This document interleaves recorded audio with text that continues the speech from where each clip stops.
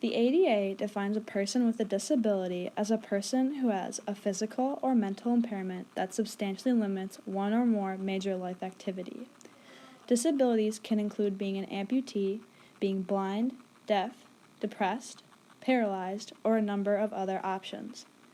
Whether you realize it or not, you are constantly encountering people with disabilities every day.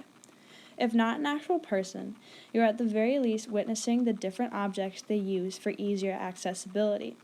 This could be a ramp at a shopping mall, an automatic door at the movie theater, or even Braille in elevators. So the question is, if disabilities appear to be so common in our everyday lives, why are people with disabilities still treated as outcasts? The U.S. Census Bureau reports that 1 in 5 people have a disability. That is 20% of the population that is struggling with the burdens that come with having a disability. With such a high amount of people being disabled in the U.S. population, you would think that people would go more out of their way to understand the disabled population. Yet, this is not the case.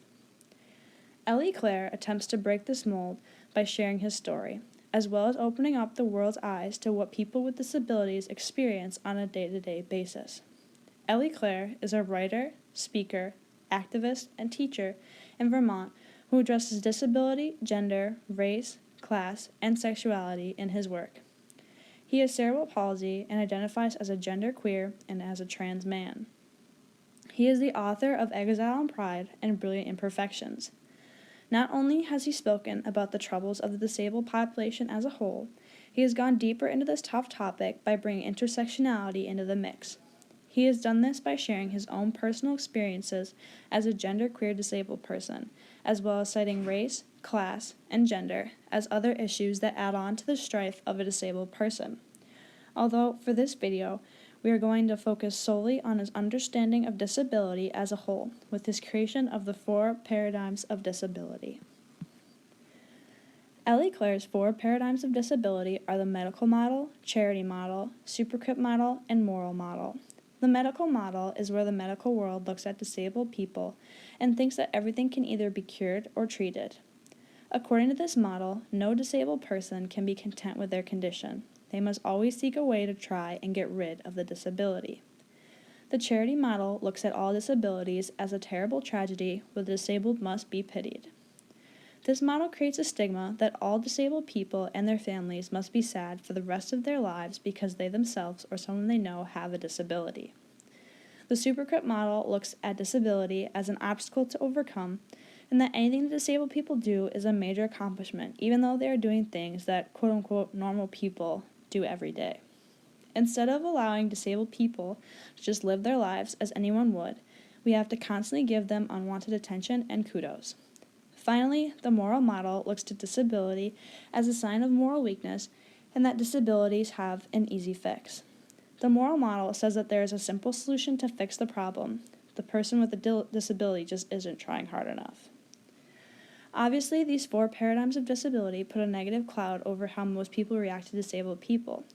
Whether it is your intention or not, you always have to be very aware of how you handle yourself around a disabled person. More often than not, they just want to be treated like everyone else and not any differently. The disability justice movement is a movement fighting for the rights of disabled people, as well as fighting against the majority of society's view of them.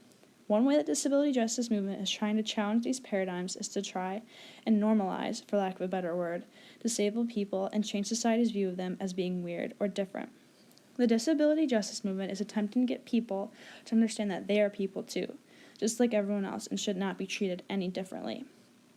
They have spread the awareness of the disabled population by having protests, rallies, and parades to share their message. The picture you see on the screen voices this message of no body is an apology. The picture reads, "All bodies are unique and essential. All bodies are whole.